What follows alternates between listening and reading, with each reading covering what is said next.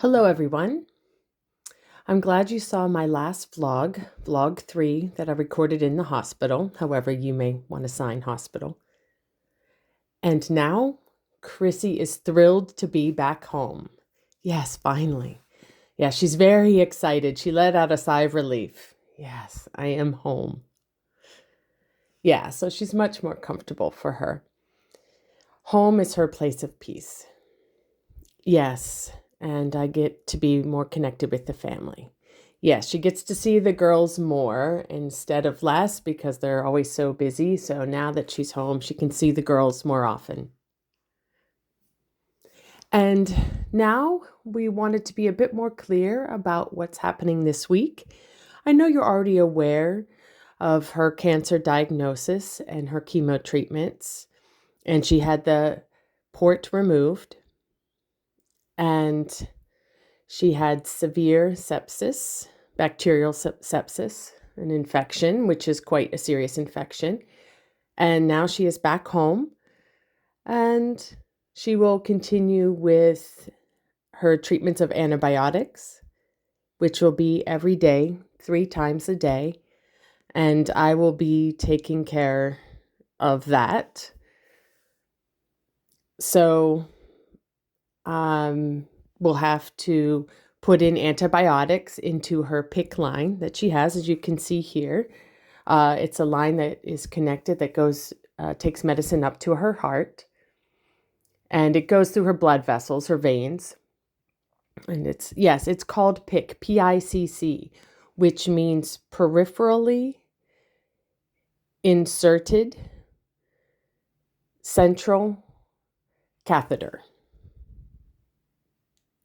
And that's abbreviated to PICC, P-I-C-C. Yes, it's a tiny tube that goes from a part of her arm and then it goes up into her heart. Yes, I'll show you the beginning of the line here.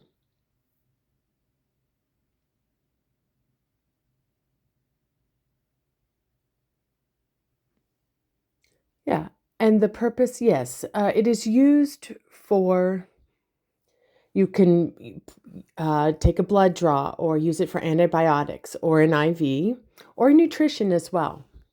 Yes, also it can be used for chemo, but with that chemo, we're not sure what's going to happen, but we will find out more this week after I make some appointments and we schedule some appointments and follow-ups to see where we are, where we're standing on the schedule. But I'm sure you want to hear Chrissy's side of the story, since all this time you've been wondering how she's doing. All you're seeing is Nathan's face, and I'm sure you want to see her face. So now I'll just ask a couple of questions that maybe she can answer for everyone, and I'll add comments if needed. So my first question for you, Chrissy, is can you share your experience, how it was in the hospital? So your thoughts, your feelings of how you felt during that time when you got an infection up until now, being back home. What was your experience like, if you could share? Really, it was a lot happened. At first, I had to go and be admitted into the ER, into the hospital. And at first I was thinking, oh, ER, hopefully they're just going to check, give me some medicine, and then I'll head back home. That's what I thought, because I'd already had the port removed. Now at the ER, then I realized I was sitting there and I felt okay. And they were giving me IV fluids, medicine, and taking some bloods. And I was getting a bit frustrated just sitting there. I wanted to walk around. I was getting very, very frustrated. And as the day went on, I realized that we were going to be here a while. And they said I will be going up into a hospital room, which meant, as I thought at that time, maybe I would stay in the hospital a couple of days. I wasn't excited about it, but I was hoping I would just stay for a few days. And I know my health is important, realizing that. And so I got up into a hospital room, and really there was a lot of different nurses. I kept changing around the nurses. And so a lot of different people came in to give me treatments, and they had to continue checking on my vital signs, like my temperature and my blood pressure, giving me my fluids and medicines. Yes, and she got a lot of different places she got medicine. Yes, it was a lot. It wasn't just one or two. I had a lot of different treatments in my stomach, in my arms, in my hands. It was extensive. But they were trying to kill the infection. It was a very severe infection. It was sepsis, as Nathan mentioned. It was quite severe. But what happened was I lost my appetite. I really couldn't eat. I really tried to eat. I tried my best. I tried to force myself to eat, but I could only stomach a couple bites. I was fine to have drinking and liquids, but I couldn't eat. Maybe because I don't like hospital food, but Nathan would bring me food, my sister, the girls, and they were trying to get me to eat. And I was able to get down a little bit. Yeah, it wasn't much. It was only a couple of bites, and that's all she could eat. Yes, that was the toughest part. I stayed in the hospital after a day, two, three. I realized my body was quite weak, and I was sleeping a lot. That means if someone would come in to talk with me, I would fall asleep after a couple of minutes of talking. I just couldn't keep a 15 to 20-minute conversation going. It was very difficult. Sometimes I was trying to force myself to stay awake until the person left. But it was nice that I had visitors. That was nice, but often I was so tired. And Nathan was always there for me. He was there every day throughout the week.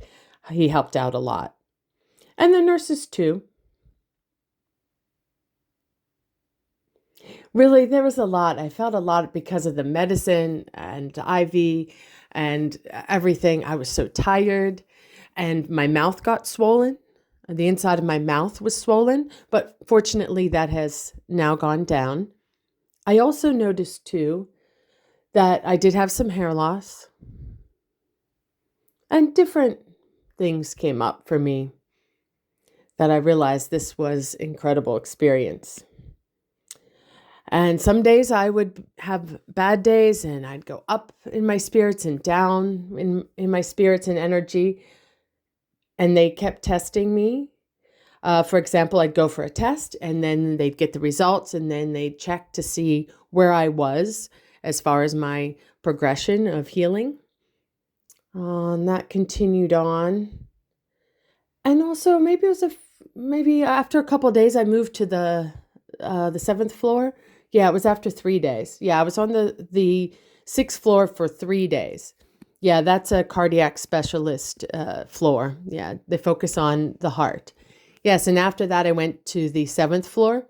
Yeah, that's an oncology center, a cancer center floor. So that once I was on the seventh floor, I really loved the nurses there better. The other nurses on the sixth floor, they were okay, but really the seventh floor were much nicer. And I seemed to be getting better. And I didn't have as many down days. I really was improving little by little, and I was eating more. Yes, little by little, she was eating more. And Friday, I believe it was. What? Because we got home yesterday. That was Saturday. We got home Saturday. Yeah, so it was Friday. She started to eat more than she had for the entire week. It was amazing to finally, and such a relief to finally see her eating again. And yesterday she ate more as well and got her appetite back. Yes, and today I ate so much dim sum. So much Nathan got for me. Oh, so much. Yeah, and last night she had some chicken, so she enjoyed eating that. Yes, and so really looking back, the experience at the hospital was intense. Yeah, I think even more so now. We expect that we will need to go to the hospital again. We just hope it's not going to be due to sepsis. Really hope that that's not the case. That's my hope. And now we're going to follow up with the chemo treatments and see if we're on track or if we need to postpone them a little. We don't know. We'll find out tomorrow. And we will inform you all on the next vlog or whenever it is that we get a chance to make the next one. Yes, and so I just want to say thank you for all your care and support, your thoughts and your prayers too. Thank you. And yes, we want to say thank you to all of Chrissy's family for hosting a fundraiser. Yeah, bento box fundraiser, if you've seen that on our Facebook. So thank you so much to everyone who was involved in supporting that. We're really grateful. It's been wonderful. Yes, really, we expected perhaps maybe 100 orders, but really it's been over 175 orders. It's really amazing to see. So I'm truly grateful for everybody. And my sister's been great with that. And you too, everybody. Yes, thanks everybody for your love and support. And thank you for listening. We love you. Have a great day.